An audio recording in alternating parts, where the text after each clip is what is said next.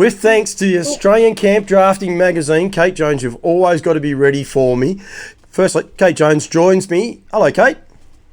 Hi, how you going? I'm very, very good. Where do I find you today? Charters Towers. Sitting at the lovely complex at Charters Towers.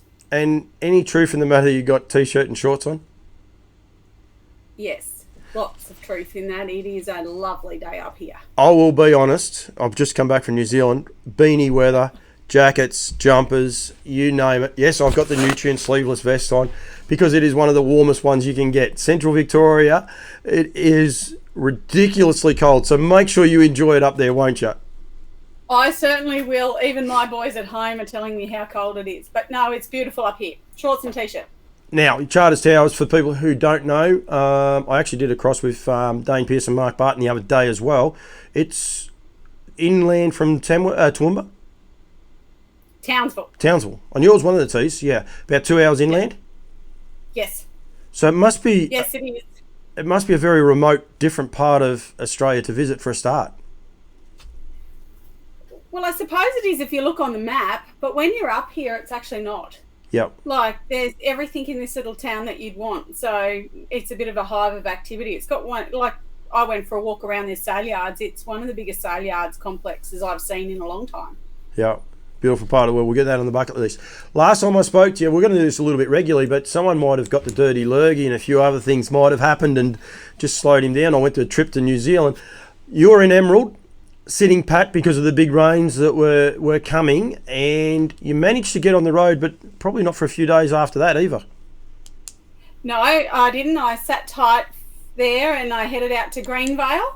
Yep. So did Greenvale Draft and had a great time out there with the Condon family. It was good. Everyone, amazing line of cattle out there. And if you're going to put any draft on the list, on your bucket list, Greenvale's one to do. But you've tipped off a few more than just Greenvale, haven't you? I did. Well, then I moved on because it started to rain. Greenvale. No sooner had we stopped on Sunday afternoon for Greenvale, the heavens opened up and look, they all need the rain up there, don't get me wrong. So we were pleased to see it, but I certainly wasn't, and I wasn't getting stuck in Greenvale. So we all motored out the next morning very early and got as far as Hughenden and stopped at Hughenden Showground. They have one of the most magnificent showgrounds anyone will ever come across. It's got a beautiful big indoor arena. The council there maintain it like nothing else. It was beautiful. So I sat tight there for over a week. That's one of the things, especially down here in Victoria right at the minute, the councils is trying to shut down a lot of the horse complexes. Queensland, New South, they just love them. They want them. They understand what they bring to the community, don't they? Oh, absolutely. Hughenden got a massive water park right beside it as well, man-made water park. And also a camping caravan park as well adjoined to it. So it's really nice. But for any travelling stock, anyone with horses travelling through anything like that, it's certainly a beautiful place to stop and the town welcomes you there. It's a bit expensive to do your groceries, but it's all good. Yeah, but you're having fun, so it doesn't matter. No camp draft there, though? No camp draft at Hughenden on this particular run. I sat tight because with that rain event happening, Julia Creek was actually cancelled. So we did not need to get stuck at Julia Creek, I can guarantee you that. So we all stopped at Hughenden and waited until we got word that Burke Wills would run. Yep. And the minute we knew we were right and we could get through, away we went to Burke Wills. So it's a significant name in Australian history, Burke Wills, and the Dig Tree and all the lights. Is the Burke Wills, is it as big as what the name probably leads it to be? It's a roadhouse. Roadhouse. End of story. What is roadhouse? Campdraft arena. That's it, a roadhouse and a campdraft arena. Yep, Ben and Cherise Stanger run the roadhouse at Burke Wills, and that's dead set all it is. There's nothing else. Caravan park, like within the roadhouse where you stop. That's it. Full stop. How much fun was it? Nothing else. Too much fun. Too much fun. Far too much fun. Far too much fun. We did let our hair down at Burke Wills. They do drink red fire engines like they're going out of fashion. And What's it was certainly good to see our New South Wales judges. They arrived on the Thursday night. Unfortunately, some of their flights had been delayed and they missed out on the prime time, but they got to see us right at the end of the night and were certainly greeted with some fire engines to start their weekend. Can I ask what a fire engine is at the chance of getting scared? Vodka and red cordial. Lemonade. Oh, is that all? Yeah. Oh, that's okay. That's not as bad as what I thought it was. When you say fire engines, I thought, it might have been. Everyone knows I am not a bit of a soak. I am a soak. So yeah, those things I'm not sure, not so sure on. Good camp draft, quality camp draft. Yeah, it was. Their arena held up really well. And look, for something that's in the middle of nowhere, they had beautiful line of cattle. The cattle were probably a little bit tougher there than they have been in previous years, but still it was a credit to the cattle donors. There's such a beautiful line of Brahmins, and for anyone to donate them. They ran short of cattle and it was a quick phone call and we had more cattle and the show went on. So no, it was certainly good drafting all weekend. The challenge horses started the weekend off and I was very surprised. The challenge horses, there were some lovely challenge horses started there that day and there's some really nice young horses coming through. Hey, how'd you go? I actually went pretty good. I got a few scores on the board, no lineups, but a few scores on the board, which was good. No whip in the yard. Definitely not. I've seen you get one. I've seen you get one of those, and it's not a great sight, is it? No, it's not. It's shit, especially when you travel to the middle of nowhere. I've seen a few. A good friend of ours did pretty good though at Burke Wills. Oh, very good friend of ours, Aaron Willis, stepped up and won the encouragement draft on a big 93. Wow. So, yeah, wow was it. He rode Fergus's grey horse, which certainly they won round. So it was really good to see Aaron, or Willis, better known as Willis, get one around and then hit the dance floor that night. He wouldn't have told anyone either, would he? Look, he was pretty humble about it, to be quite honest. Like, he was actually very humble about it. There's some beautiful photos of him, and I certainly hope he puts one on the wall. But no, then he went to the bar and he danced the night away. Yeah, he can cut a fair figure on the dance floor. He either with a partner or without. He's quite happy to dance by himself if he has to, isn't he?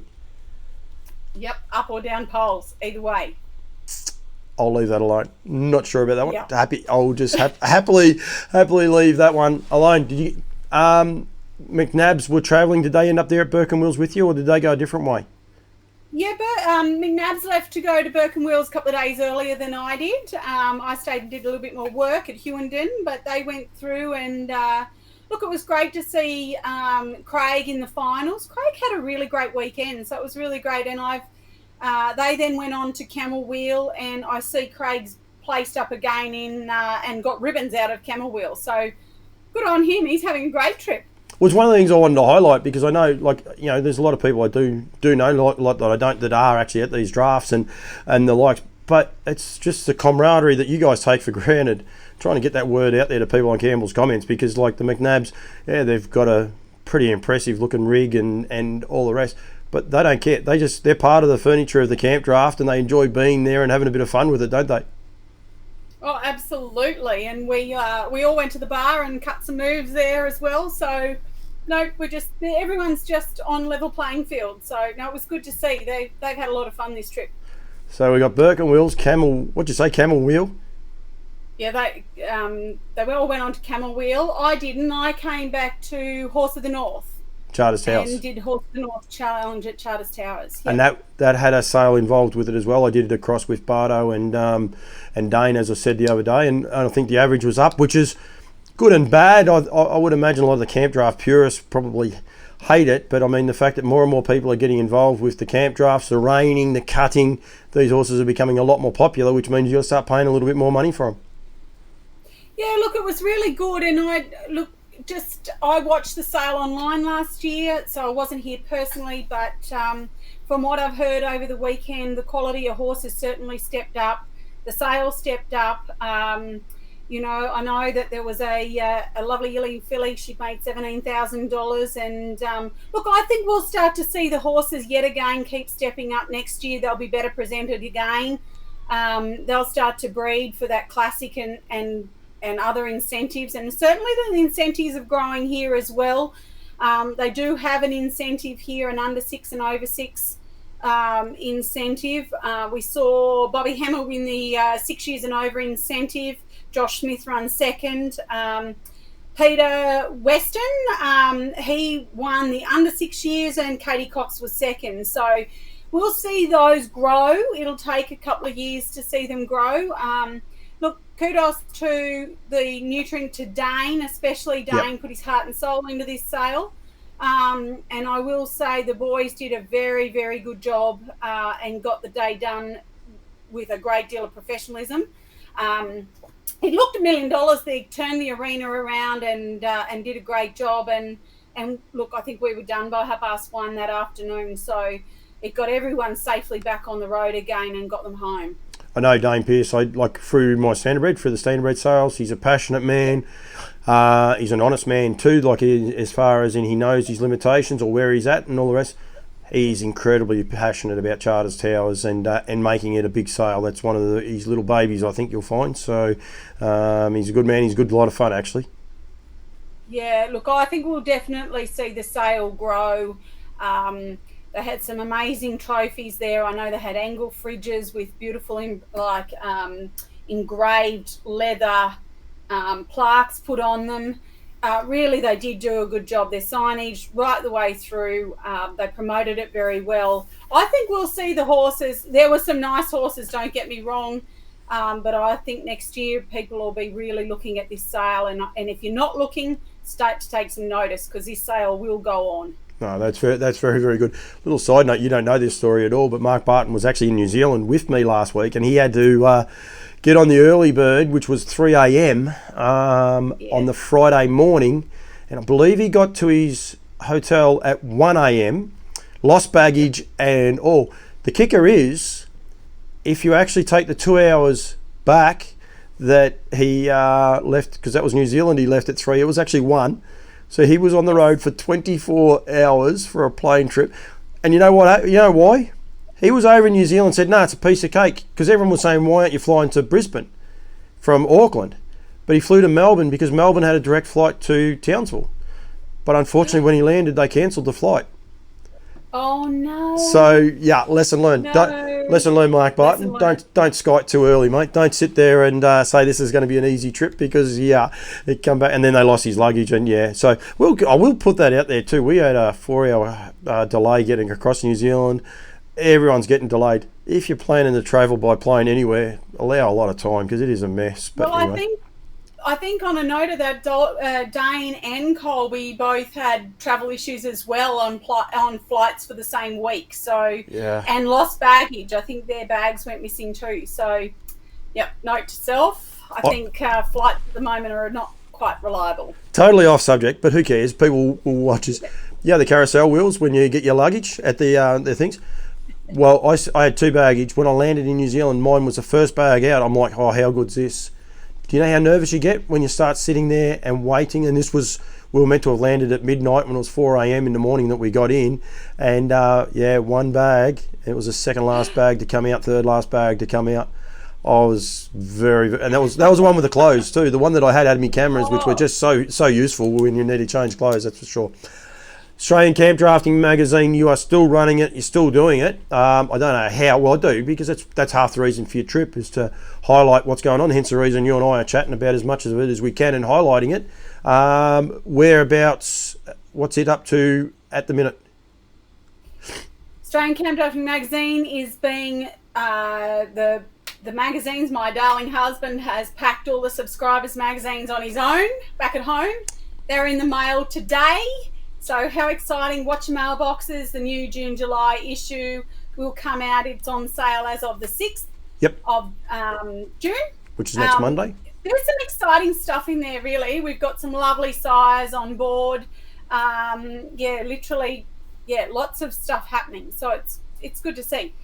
And I would imagine it'd be a great time that if you want to advertise your stallions. And I've started following a few more camp drafters and the likes. I see people are announcing new stallions, standing at stud. Good way to get it out there, get it presented in the right manner that people can sit there and have a good look at the glossy pictures and go right through it. Absolutely. Look, by far, we're not the cheapest advertising, but we are Australia's leading Campdraft magazine, and we certainly go nationally. So it's the one that will get onto everyone's coffee tables or toilets or wherever you'd like to read it. But see, I was gonna say that you could sit on the toilet with the Campdraft magazine. I thought best not do that. You did it, so I don't know why I went shy. I got no idea.